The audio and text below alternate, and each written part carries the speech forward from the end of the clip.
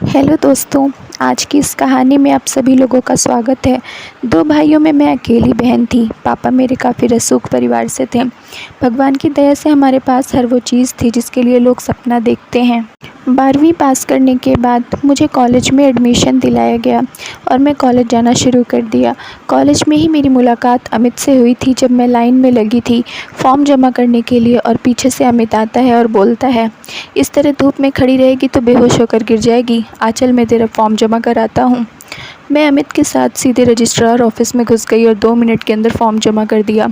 अमित से पहली मुलाकात इतनी अजीब हुई थी कि मुझे मौका ही नहीं मिला कि उन्हें शुक्रिया कहूँ या उनका नाम पूछूं, और ना ही अमित ने इन सब चीज़ों में कोई रुचि दिखाई। उन्होंने मेरा काम कराया और कहाँ गायब हो गया मुझे पता भी नहीं चला। कॉलेज शुरू होने के 3 महीने बाद अमित मुझे फिर से दिखाई दिए और मैं जब उन्हें देखा तो तुरंत पहचान गई, लेकिन उन्होंने तो मुझे पहचाना भी नहीं। बाद में पता चला कि वह मुझसे 1 साल सीनियर हैं। मैं मौके को हाथ से छोड़कर जाने देना नहीं चाहती थी और मैं तुरंत अमित के पास पहुंची और उन्हें शुक्रिया कहा। बाद में पता चला कि अमित के पापा और मेरे पापा काफ़ी घनिष्ठ दोस्त हैं। उसके बाद हम दोनों के बीच में भी दोस्ती काफ़ी अच्छी हो गई।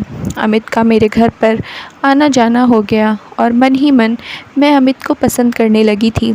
इसी तरह हमारी दोस्ती को 5 साल हो गए थे और 5 साल में कब अमित और मैं प्यार में फंस गए पता ही नहीं चला। ना कभी आज तक अमित ने मुझसे अपने प्यार का इजहार किया, ना मैंने अमित से अपने प्यार का इजहार किया, पर हम दोनों को पता था कि हम दोनों एक दूसरे से बहुत मोहब्बत करते हैं। अमित की नौकरी मुझसे 1 साल पहले लग गई थी और 1 साल बाद मेरी भी नौकरी लग गई। उसके बाद क्या हुआ कि मैं और अमित दोनों एक ही शहर में पोस्ट ले लेते हैं। जिस तरह मेरे पापा काफ़ी रसूखदार परिवार से थे, उसी तरह अमित के पापा भी काफ़ी बड़े परिवार से थे और समाज में अच्छी हैसियत रखते थे। और ऊपर से सोने पर सुहागा मेरे पापा और अमित के पापा की 15 साल पुरानी दोस्ती भी थी। पंजाब में साथ काम करते करते हम दोनों का एक दूसरे के फ्लैट पर आना जाना बढ़ गया।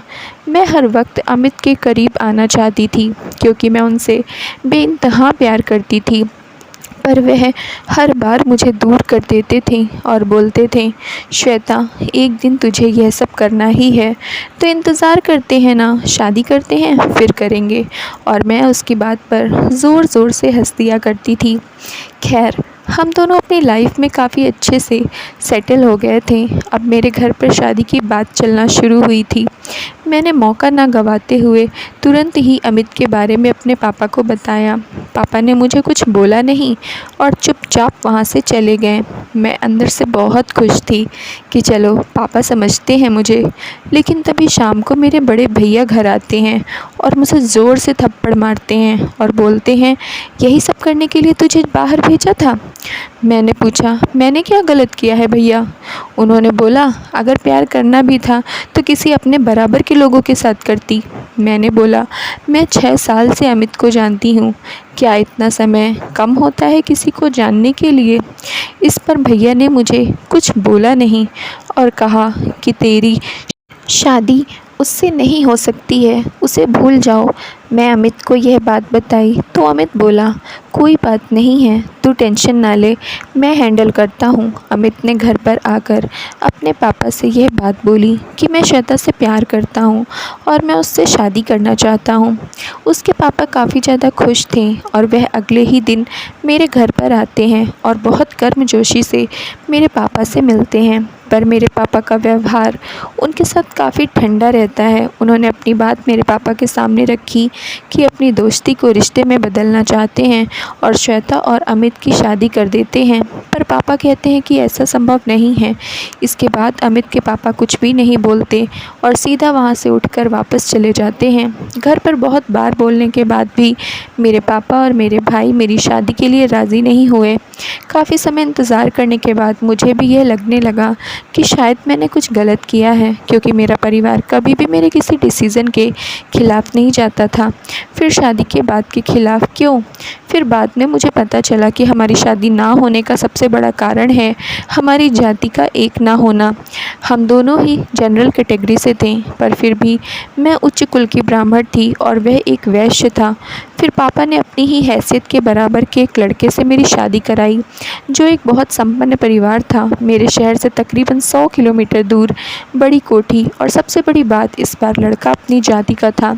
शादी की बात फिक्स होते ही सबसे पहले मेरे पापा आते हैं और मुझसे बोलते हैं कि मैं एक ऐसा लड़का तेरे लिए ढूंढा है जिसके घर में शराब सिगरेट तो दूर, कोई सुपारी भी नहीं खाता है। मैंने अपने पापा से पूछा, आपको कैसे पता चला? पापा ने बोला, उनके घर में एक भी पान का पत्ता या शराब जैसी कोई चीज़ नहीं दिखाई दी। अगल बगल से भी पता लगाया तो किसी ने भी नहीं बोला कि यह लोग कुछ ऐसा काम करते हैं। मेरी शादी होती है काफ़ी धूमधाम से, काफ़ी ज़्यादा दहेज दिया जाता है, सिर्फ इसलिए कि लड़का अपनी जाति का है और काफ़ी रसूखदार परिवार से है। सुहागरात की सेज पर मैं बैठी रहती हूँ और मेरे पति कमरे में आने में काफ़ी देरी करते हैं। मेरे पति लगभग रात को 1 बजे आते हैं और वह दारू के नशे में रहते हैं और मुझे बोलते हैं, आई एम सॉरी, दोस्तों ने ज़बरदस्ती पिला दी, क्योंकि आज मेरी शादी है और मैं उन्हें मना नहीं कर सकता था। मैंने कुछ बोला नहीं और दूसरी तरफ मुँह करके सो गई, और दूसरी तरफ मुँह करके वह भी सो गए। पर मेरे मन में यही सवाल आया कि पापा ने तो कहा था कि लड़का और उसका परिवार शराब तो छोड़ो, सुपारी भी नहीं खाता है। इस बात का क्या मतलब है? अगले दिन सुबह सब कुछ सही रहता है, घर में सारी रस्में की जाती हैं और रात का समय होता है तो मैं वापस अपने कमरे में जाती हूँ। जब मैं अपने कमरे में अपने पति को फ़ोन करती हूँ तो वह मुझसे कहते हैं कि तुम खाना खाकर सो जाओ, मुझे थोड़ा समय लगेगा।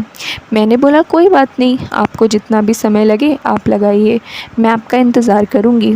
इस बार वह रात को 3 बजे आए और पूरी तरीके से नशे में थे। मेरे सब्र का बांध टूट गया और मैं तुरंत बोली, आप तो शराब कभी नहीं पीते थे, तो फिर रोज़ रोज़ शराब पीकर कैसे आते हैं? वह हंसकर मुझे बोलते हैं, चल सो जा पगली, मुझसे सवाल जवाब ना कर। मैंने बोला, मेरा हक बनता है, मैं आपकी पत्नी हूँ। और वह एकाएक हैवान की तरह मेरे ऊपर झपट पड़ते हैं और बोलते हैं, तू मेरी पत्नी है तो पत्नी धर्म निभा, चल मुझे खुश कर। वह काम जो एक पति पत्नी के लिए उनके विश्वास की कड़ी रहता है, मेरे लिए मेरी सुहागरात के दिन ही डर का कारण बन गया। मैं यह बात किसी से भी नहीं कह सकती थी, क्योंकि मेरे दोनों भाइयों की शादी नहीं हुई थी और पापा से तो बोलने का सवाल ही नहीं होता है। जब मैं यह बात अपनी माँ को बताई तो वह बोली, यह तो हमेशा से होता आया है, तुम उसकी पत्नी हो, तुम नहीं उसके साथ यह सब करोगी तो फिर कौन करेगा?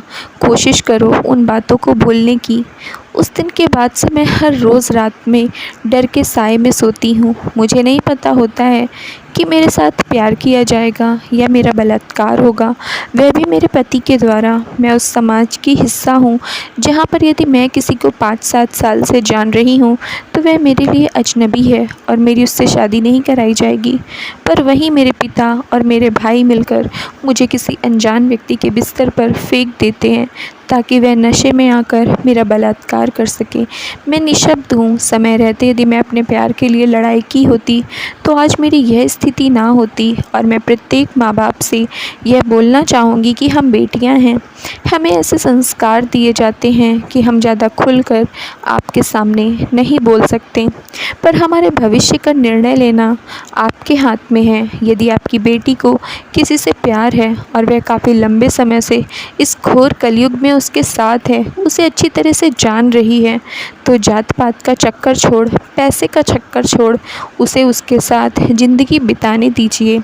तभी सही मायने में आप एक अच्छे माँ बाप कहलाएंगे, क्योंकि आपकी खुशी आपके बच्चों से है, ना कि समाज से, जो कि जाति की वजह से आपका और आपके परिवार का आकलन करता है। थैंक यू फ्रेंड्स, उम्मीद करती हूँ आप लोगों को स्टोरी पसंद आई होगी, तो प्लीज़ जल्दी से लाइक कर दीजिए, चैनल पर नए हैं तो सब्सक्राइब कर लीजिए और अपनी राय हमें कमेंट बॉक्स में ज़रूर दीजिए। तब तक के लिए बाय, मिलते हैं नेक्स्ट मज़ेदार और सस्पेंसिव स्टोरी में। Love you, take care.